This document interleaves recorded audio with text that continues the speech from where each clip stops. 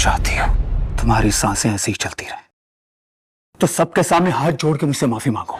Mentally torture कर रहा है और मैं मजीद बर्दाश्त नहीं कर सकती हूँ। मोहब्बत होती है ना तो आपको हर तरफ सिर्फ वही दिखाई देता है। को मारना सांप की फितरत और वो कभी नहीं बदलती, ये बात भूल गई थी मैं। मानूर का है वो जहाँ भी है ना बहुत महफूज है।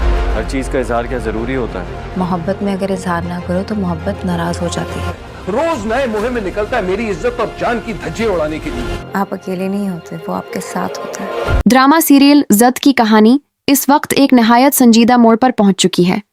महोश की हद से बढ़ती हुई मुल्कियत पसंदी और शक करने की आदत ने जीन का दम घोंट कर रख दिया है।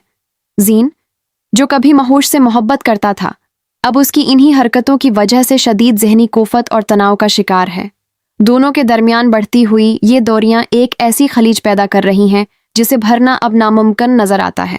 इसी कश्मकश में ज़ैन का झुकाव माहनूर की तरफ बढ़ने लगता है। माहनूर की सादगी और मासूमियत ज़ैन के लिए सुकून का बायस बनती है, जो उसे महोश के पास नहीं मिलती। दूसरी तरफ माजिद अपनी ही मुश्किलात में घरा हुआ है।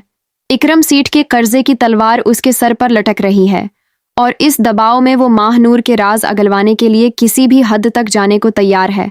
माजिद ने अपनी बहन के कॉल रिकॉर्ड्स तक निकलवा लिए हैं, मगर अभी तक उसके हाथ कोई ठोस सबूत नहीं लगा। कहानी में मजीद शिद्दत इस वक्त आती है जब दानिश माहनूर को जलील करने और डराने का सिलसिला शुरू करता है। दानिश की बदतमीजी जब माहनूर के वालिद तक पहुंचती है तो घर का माहौल मजीद कशीदा हो जाता है। दानिश अब माहनूर को खुलेआम धमकी दे रहा है कि या तो वो सबके सामने उससे माफ़ी मांगे, वरना वो उसकी ज़िंदगी का चिराग गल कर देगा। क्या ज़ैन माहनूर को दानिश के उस कहर से बचा पाएगा? ये आने वाला वक्त ही बताएगा।